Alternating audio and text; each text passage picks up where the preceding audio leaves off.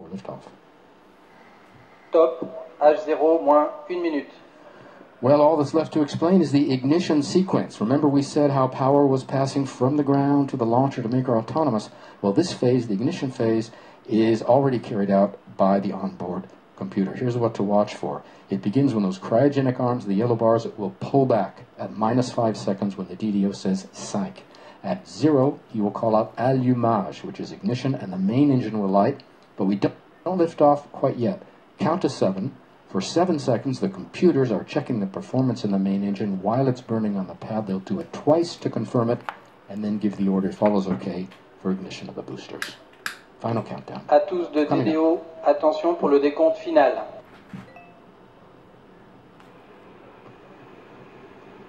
10, 9, 8, 7, 6, 5, 4, 3, 2, unité, top, allumage Vulcain.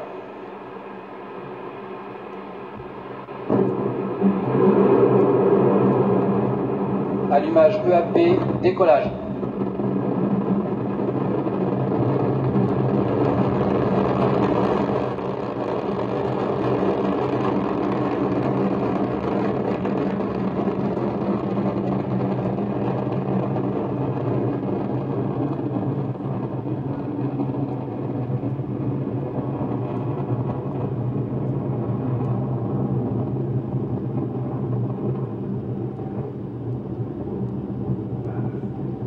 Beautiful pictures again of Ariane coming roaring off the pad, leaving a trail of gold. I think we've lost her in the clouds. There she is.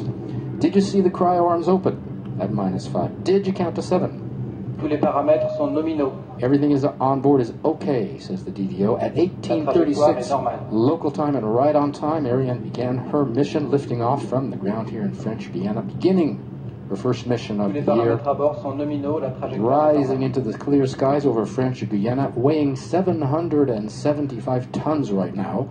She's burning 5 tons of fuel per second, if you can believe that, 2.5 tons in each booster, and the core stage burning an additional 300 kilograms of fuel per second.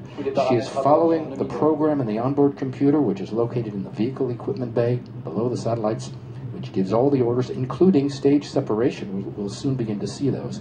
We're in the first of 4 flight phases for Ariane. The first 3 are powered. The last is not. We'll describe each in turn so you can follow Ariane as she heads east across the Atlantic to separate the passengers over the east coast of Africa and over the Indian Ocean. Flight phases are right now, the main engine and the 2 boosters are burning. Boosters will burn for another 20 seconds roughly. Then the main engine will burn alone for about 9 minutes. Then the upper stage will burn alone for about 16 minutes. And the final flight phase, not powered, we'll get back to that when it happens. Basically, we're using the simple solid propulsion in the boosters to get off the ground, away from the pull of the Earth, and the more complex liquid propulsion, cryogenics, to obtain speed and performance. We're waiting for confirmation of the booster separation. Séparation des étages d'accélération à poudre. There it is. The TDO has just called out. You can see the 2 boosters falling away, leaving their vapor trail. In the middle is the core stage, Ariane, continuing to burn. Nice shots. Tous les paramètres à bord sont nominaux. The boosters will fall 500 kilometers from shore in a protected area. Having done their job, we're now in the second powered flight phase. The main engine La trajectoire est burning normale.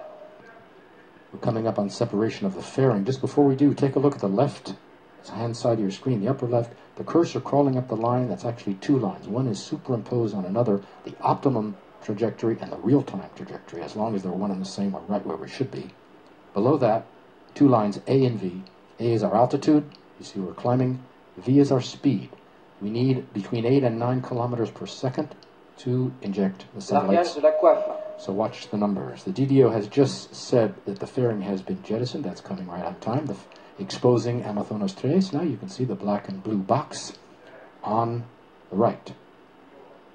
The fairing protects the payload from shocks during Ariane's ascent through the atmosphere. Once we leave the atmosphere at about 100 kilometers up, we don't need it anymore. And we can drop the weight, which is about 500 kilos. The core stage, basically a big propellant tank with the engine It uses cryogenic propellant. You've heard that word before. Cryogenics offer certain advantages over storable propellant, which is the other option, namely better performance. They can also be turned off and its motors can be reignited and can function longer, and we can see that with the upper stage, which is reignitable on the Ariane, and with the fourth stage called the frigate with the Soyuz. Ariane 1 to 4, previous models, owed their success mainly to storable propellant, not cryogenics. They're fuels that are kept in ambient temperature and don't evaporate like cold cryogenic does, and you saw that before liftoff with the constant topping up we needed. Storable propellant is also cheaper, but cryogenics offer better performance. You can see Amazonas exposed to the elements. Below that is a black bell-shaped structure. That's the Silda, the carrying structure, inside of which is our second passenger. Next up, the